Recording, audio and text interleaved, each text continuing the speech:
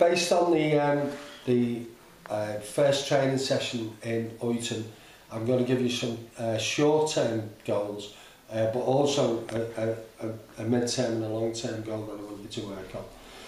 For this week, I want you to, I wouldn't want to change your personality at all, but I do want you to stop being the joker as soon as you walk into the hall. What you do, what you do away from the court is very good for team bonding and team building. It's excellent, but by taking that into the training session, you lose your focus completely, and by losing your focus, you're not doing yourself any favours in terms of improving as a player. So you've got to learn when it's correct to do that and be that joker and have fun, and when it isn't. And as soon as you walk into the hall, it shouldn't be. And that was obvious this morning when we were doing the decision-making processes in the training, where you weren't focused at all. You were just laughing and joking at the fact that you were getting it wrong instead of working hard to get it right and be focused about it. Now that's important for you, for your future, but that's not to say that we want you to change your personality. It definitely isn't, because that's important. So that's short term. I expect to see that right across the board. When we go into games and everything, when we get into the situation. The other thing we need to work on now is we need to look at your situation as an individual player. You're not in a good situation at the moment because you're not getting good coaching, right? And that's affecting your game. I'll be honest with you now. And what we want to do is make sure that can improve, that situation can improve.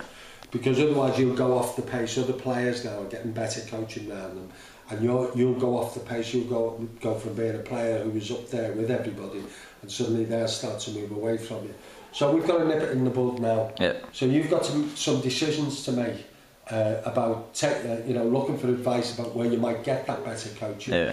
Or how can you get it and create it in the situation you're in at the moment in Canada. In particular, you can work a lot with Paul and just between the two of you while you're in school, and I've said this to you before, about just the individual stuff. You can work with Paul to help him improve his line play, so that every time you can spend an hour where he's just receiving the ball in different situations, turning and scoring. You can do the same for wing shooting, and you have that opportunity yourselves. You don't need to be in a training session with everybody there to be able to do that. You've got facilities and you've got the resources to do that, and you need to do that if your ambitions are to start moving up the ladder now. The other situation is a bit more difficult because you've got to make some decisions about where you want your coaching, how you want your coaching to meet your needs. Right, and that depends on you and what your ambitions are.